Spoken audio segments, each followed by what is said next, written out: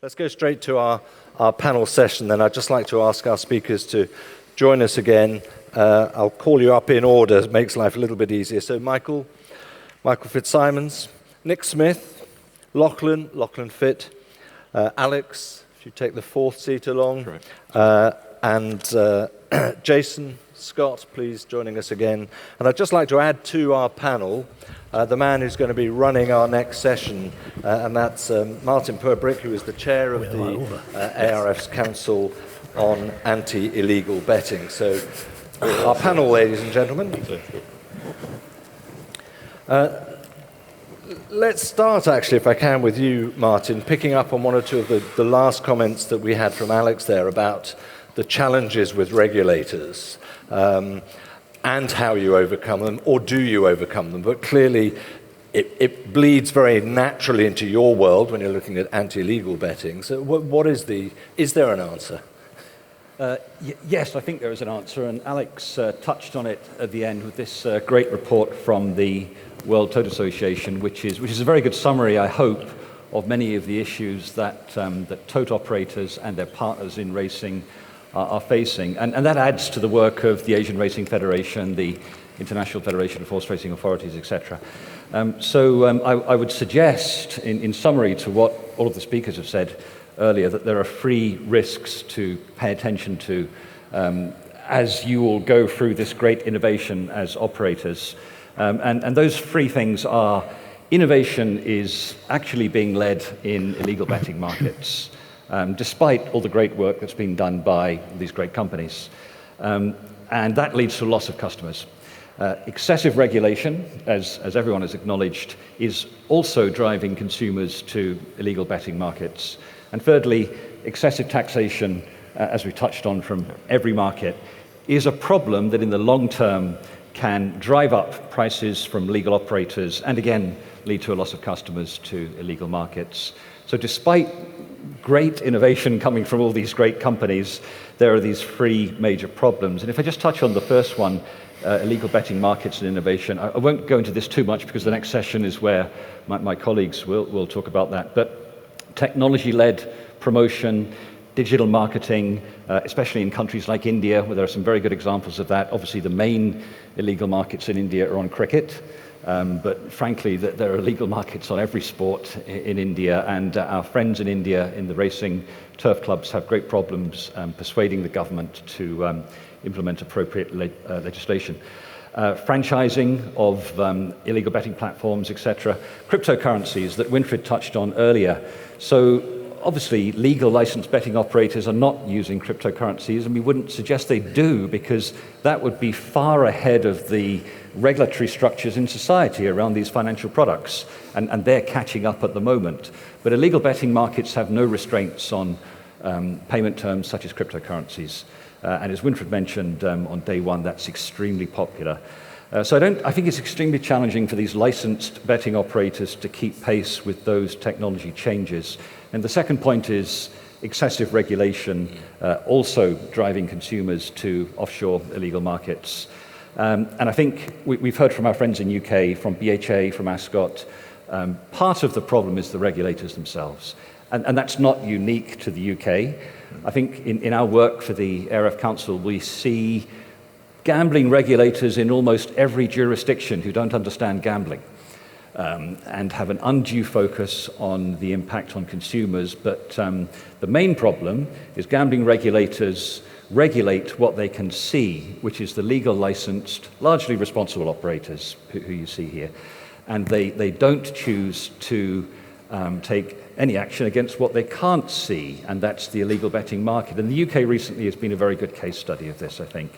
And as Nick mentioned, in the UK, the Gambling Commission is introducing, and I'll quote, consistent frictionless processes to assess risk of harm of gambling in the context of the financial circumstances of the highest spending online accounts. And that will be their responsibility, those licensed operators. And it doesn't sound to me like it should be their responsibility, because you're pushing responsibilities to betting companies to do things that might be best placed elsewhere. The light touch checks on financial vulnerability start with customers with a net deposit of £150 a month. So to my old colleagues in Hong Kong, knowing the volumes that go through there, and indeed in Japan, £150 a month to trigger light touch checks is extremely low. So I think what will happen? What's the future of that? What I suggest will happen is all of the betting companies in UK will comply, of course. It's a regulatory requirement and they'll build in regulatory compliance, but it'll have no impact at all on consumer protection. It'll create bureaucracies in betting companies that are a cost to betting companies, but the actual protection of consumers won't be impacted because obviously even if customers are exited from these responsible companies, where do they go? Straight to the illegal market. So the third point is excessive tax, and we've touched on that today as well, so if I could just summarize it. In the long run, excessive taxation, as we heard from Australia, does lead to extreme pressure on operators with their margin, and as we were just saying earlier when we were chatting, the smaller operators in certain markets, like the US, probably being forced out and having only the large operators able to bear those costs. The US is probably a good example because of the extreme differences in tax between states, up to 51% in New York, New Hampshire, down to around 20% in most other states. And that has an impact on operators eventually. So I would encourage everyone to read the World Toad Association report. I would also quote Peter Volandis from yesterday, if I may. I won't quote the fairy godmother down there.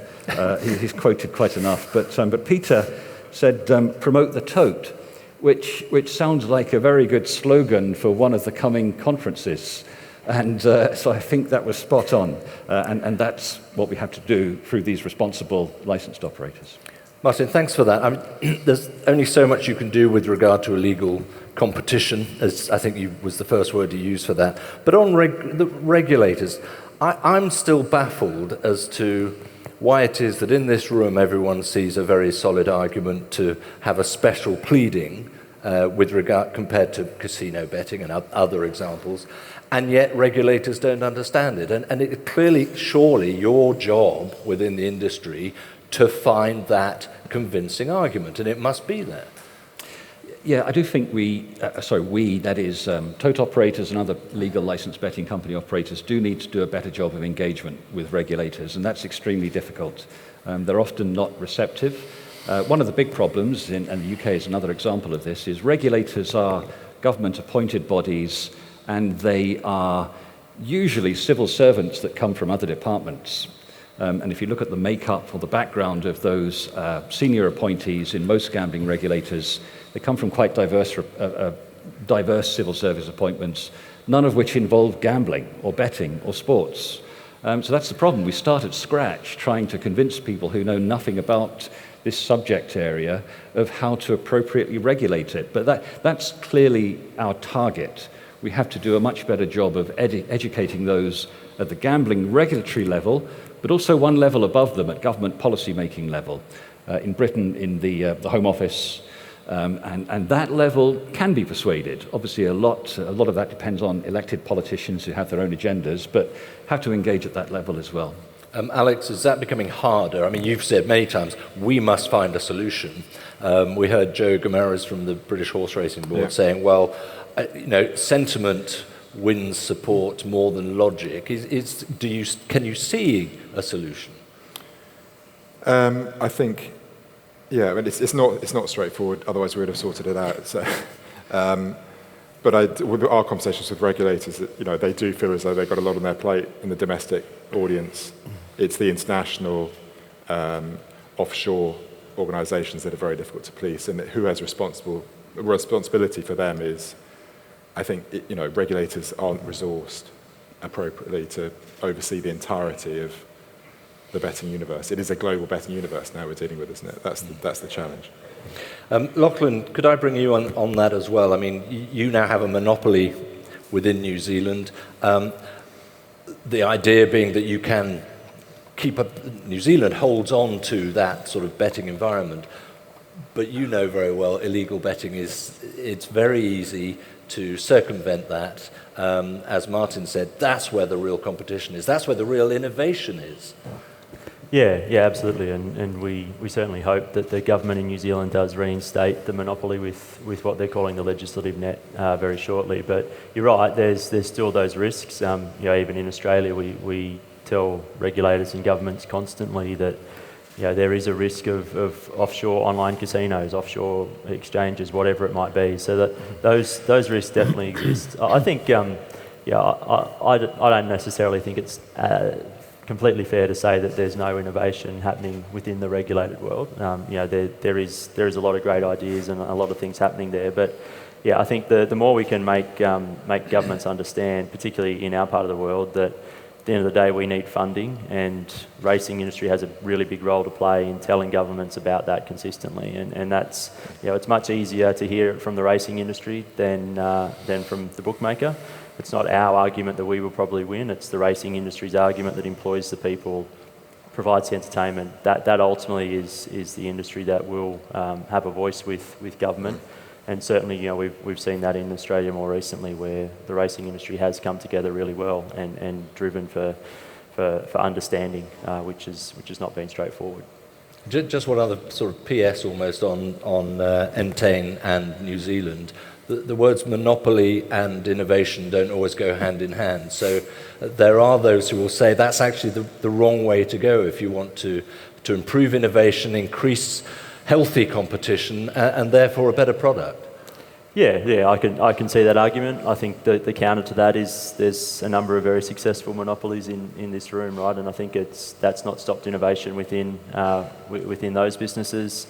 As I touched on when I was talking, we really recognise that in New Zealand. We didn't want to be seen to not provide choice. We very deliberately provided a second brand. We may look at other brands in time that can still be provided under the economic framework that exists with that partnership agreement. But there's probably a few other things in the New Zealand agreement with minimum levels of funding and whatnot that make it, we're very well incentivised to make sure we innovate and grow that market. But I think that it's not necessarily the case that a monopoly doesn't equal no innovation. I think we have seen that, and it really comes down to making sure that the people around the table and the links amongst that ecosystem are as tight as possible. Did you want to... If I may, I think a better phrase, rather than monopoly, is sole licensed operator. And we have to use words carefully when we talk about why certain operators are sole licensed operators. Monopoly is rather a negative word, but sole licensed operator can be quite positive. And I would echo the point about innovation, that there's great innovation happening from sole licensed operators and legal betting companies. The problem is that it's a faster pace of development and innovation in offshore illegal operators who have no restrictions from regulation. And in a way, Michael, that's part of the point, isn't it? Is the speed of innovation from the illegals. And I just wonder, when you talk about the world pool and its sort of exponential growth nonetheless, can you see ways in which it can pull back some of that market from the illegals? Absolutely. As you can see from the example of the music industry, when we work together, this is absolutely possible. Creating a Spotify or an iTunes store for the global customer. Just touching on Martin's point, that is really important. We're not a monopoly in Hong Kong. We're the single license operator. And that's the relationship that we have to have with our regulator. And we're not trying to grow the market. We're trying to satisfy illegal demand. And having that relationship will, in a sense, constrain innovation, but it doesn't have to. We have to be agile. We have to innovate. We have to react. And through the things like the World Pool, can we create this hub? Can we create this ability to win back illegal share? Absolutely, we can. And have you got any evidence that is happening at all yet? We have data in Hong Kong to show that people who historically would have bet on international racing illegally are now transferring back to us. It's the data is only trickling in for a few years, but it is clear, and as we can see from other industries, yes, this is absolutely possible. And Nick, could I just ask you on Whirlpool? You've pointed out how much Ascot has benefited from this partnership, from this new world. Could you do without it now? Well, do without it's quite a strong term, because we obviously existed without it for many, many years, but it has provided a game-changing additional revenue stream. There's no doubt about that. It's also provided interest. You know, the publicity that Whirlpool drives, as well as the revenues, has shone a light on the big meetings around the world, and we've really found that. In terms of the overall landscape in British racing, obviously, is at the moment we're all facing a lot of challenges on attendance numbers. Sponsorship is very hard in the United Kingdom. It's for several reasons, whether it's welfare or the perception of gambling, etc. in 2024. So what we now get through the Whirlpool has enabled us to make some significant changes. We were able to raise our prize money at Royal Ascot to 10 million for the first time. I know that's not a gasp of amazement in this room, obviously, because it's a completely different world, but in our terms and in European terms, making those kind of prize money increases are significant. And prize money increases in the UK have not been commonplace this year, and there's no doubt that without the Whirlpool contribution, there's no way we would even be able to consider that. It is a contribution. Jason, I want to come to you now. You were very frank with some, you have your scepticism about Whirlpool and where it fits. Scepticism. I disagree with two of my Australian colleagues that were up yesterday that the Tote is the future. I think Whirlpool and Tote is absolutely fantastic for elite racing, for Royal Ascot, for Melbourne Cups, for Everest, for Japan Cups. For jurisdictions such as Australia, Japan, America, the UK that race 7 days a week, wall-to-wall racing, I think we've got to to be honest, we need to learn from the illegal markets. The illegal markets are growing, and why are people going to the illegal markets? Yes, some of it's crypto, but the reason is most customers are conscious of return. And because the illegal markets are able to offer a greater rate of return through lesser takeouts, less taxes, etc., they can grow. So I think we need to do more work with where the point of elasticity is of takeouts. So at the moment, in some of the pari-mutuel pools around the world, we've got 25% takeouts out of some of the exotic markets, Quinellas, trifectas, triple trios, etc. But is that the right amount? Now, if we bring that down to 15% or 13%, are we going to double the turnover and hence play with the return to racing? I think we've got to worry those of us that are in jurisdictions where Australia would average, for those that aren't aware, would probably average 4 thoroughbred meetings a day, and multiple greyhound and harness race meetings. And I don't think a pool, regardless of liquidity, is the panacea there. It's certainly part of what we need going forward, but I don't think it's going to be a magic elixir for those where the elite racing might be 1% to 2% of our races. I think the innovation that's needed that we see from Lachlan, and I've seen Damien Ryan in the audience and others, that's going to be needed in these wall-to-wall racing jurisdictions. And we need to take our learnings from the illegal markets, because a lot of customers are price conscious. They're conscious of their return and their turnover. And as I mentioned in the fight for disposable income, if someone's got $100 and is betting $10 a go, we need them to keep winning, because if they lose all the time, they'll stop. If they're betting into high margin products, they'll lose quicker.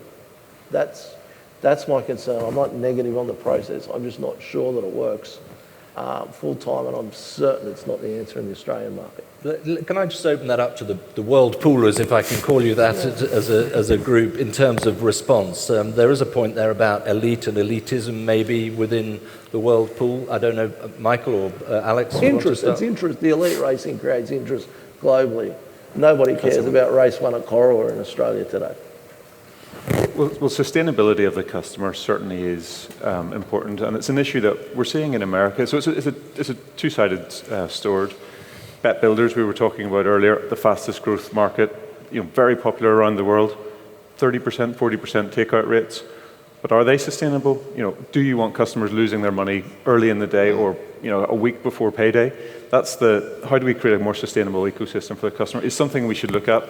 Takeout rates, rebates, they are part of this pricing structure.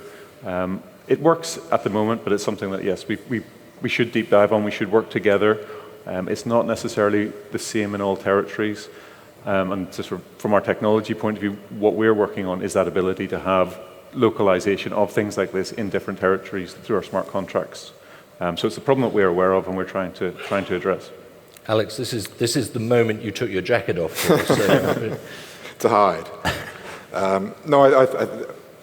there are a lot of takeouts around the world that haven't changed for 25 years. You know, you back me up on Tabcorp. I mean, a lot of the, it's extraordinary that you've still got takeouts that high when you've got a competitive environment that is transformed. I mean, what industry would have left its pricing point unchanged when, you know, the world has changed, you know, forever around, whether it be exchanges, whether it be, you know, 150 bookmaking options in the UK.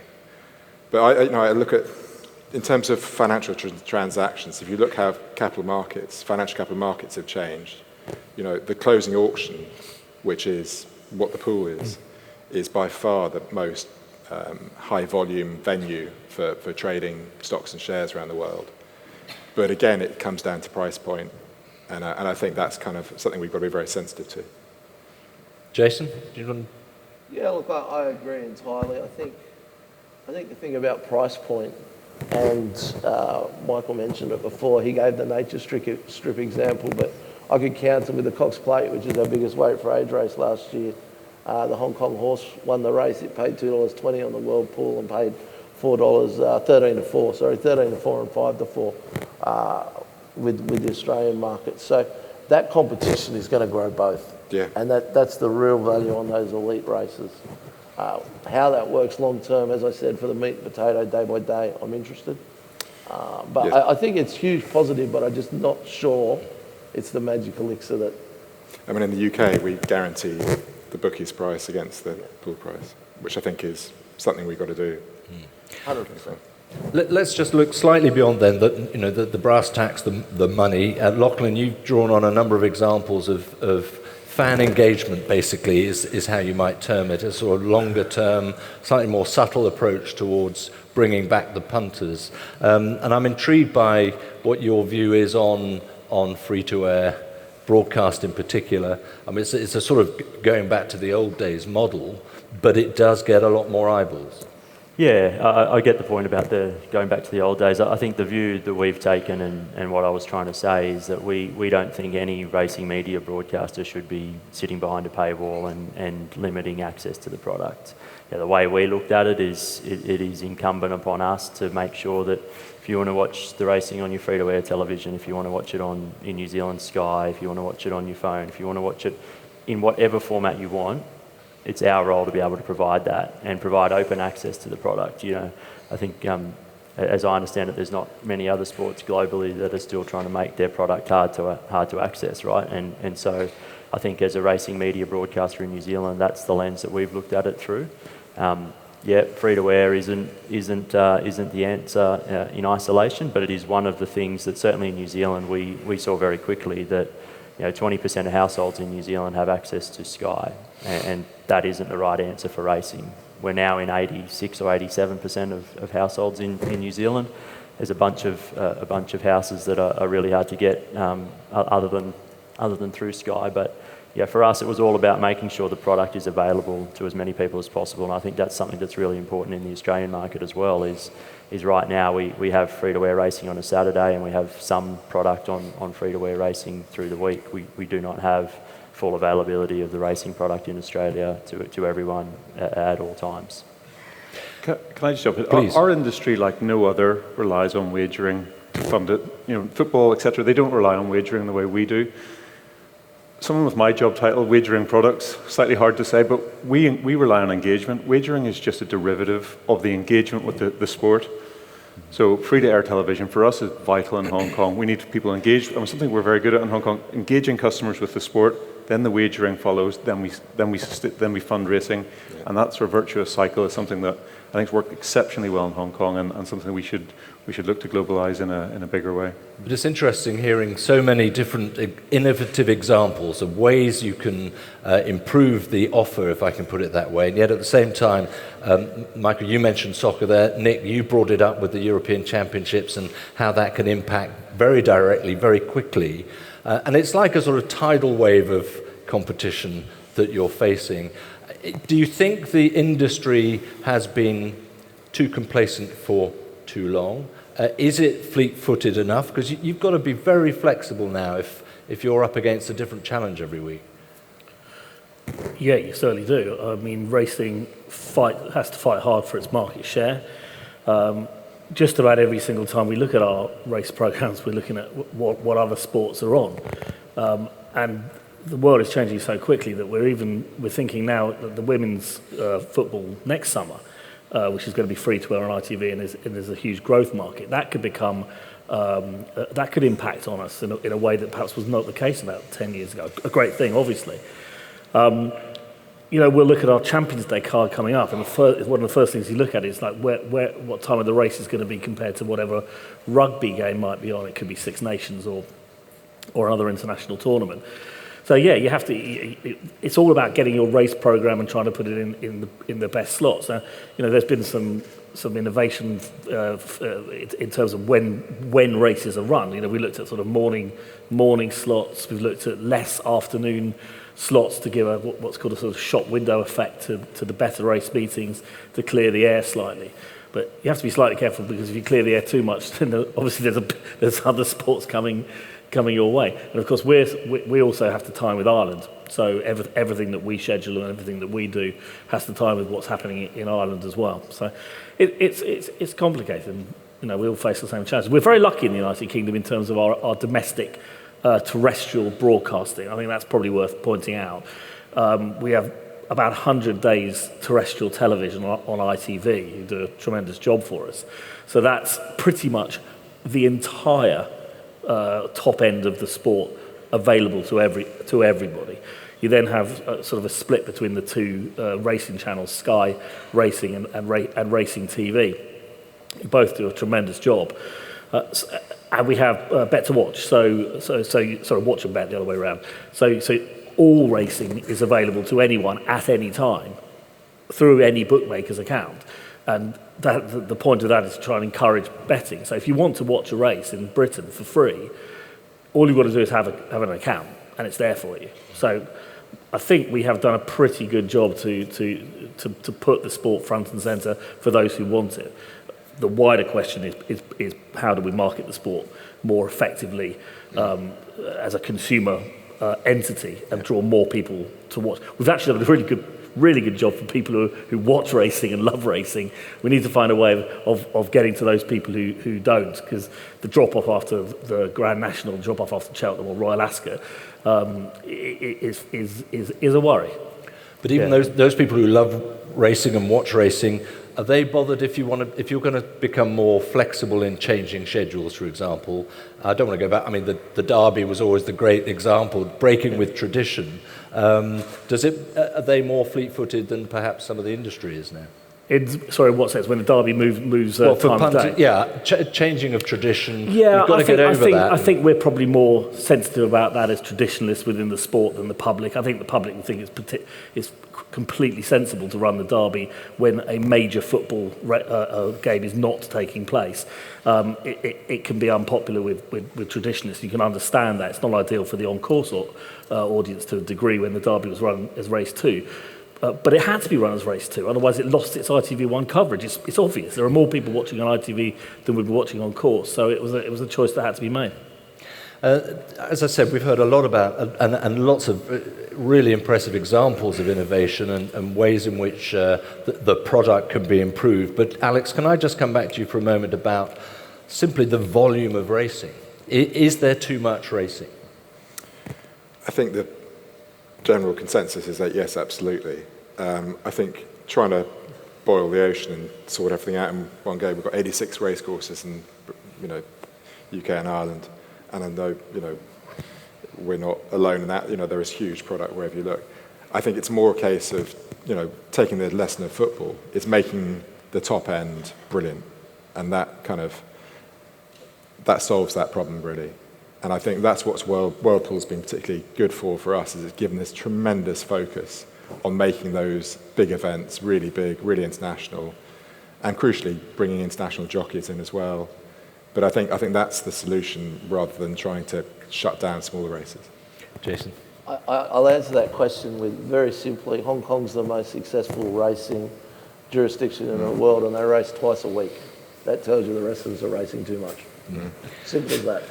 I just got time to sort of close this up with a bit of a prediction, because a lot of this is we've seen some graphs showing exponential growth for Whirlpool. What is the direction of travel for the betting industry? We'll hear about the illegal side of things in a moment, but Michael, maybe I could start with you at the far end. Your prediction for where this is going?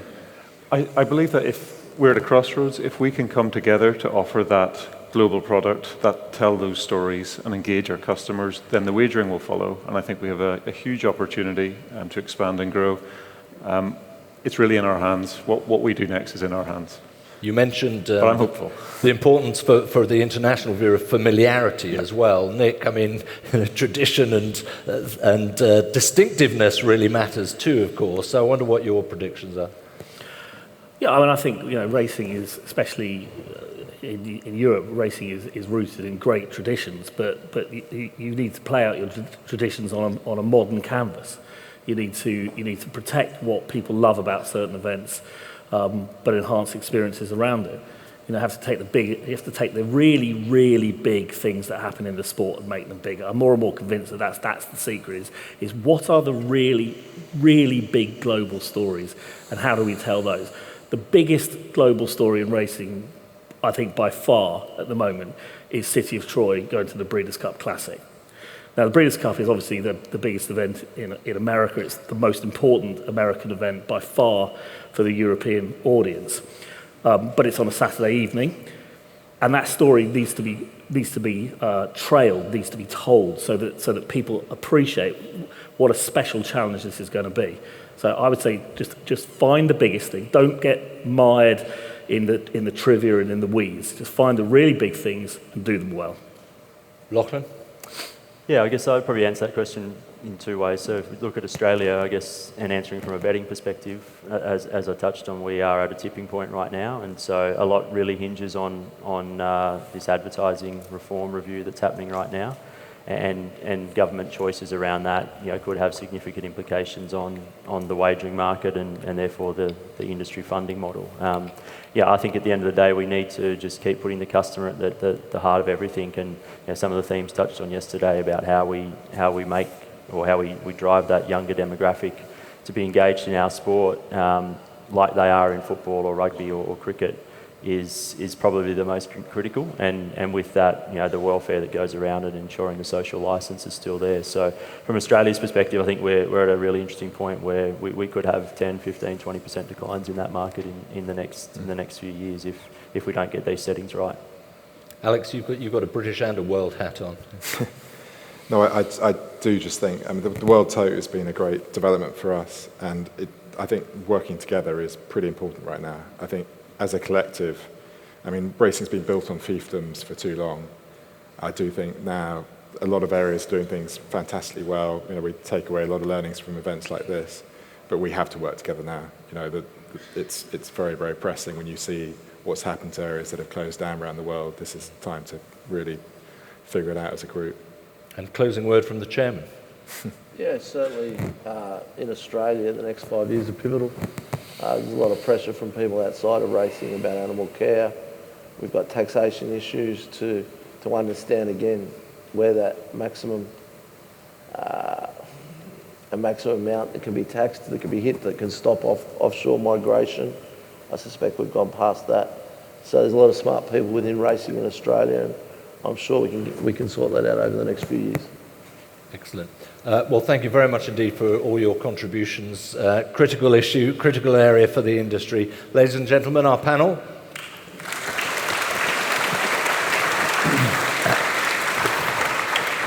I spared you, Martin, because you're in control of the next session. But if you'd like to leave this way, if you would, please, gentlemen. Thank you very much indeed. We're going to take a coffee break now, so you'll get a half an hour for coffee, and then we will be back to the other side of the coin, and that is the anti-illegal betting market. So thank you very much. See you in half an hour.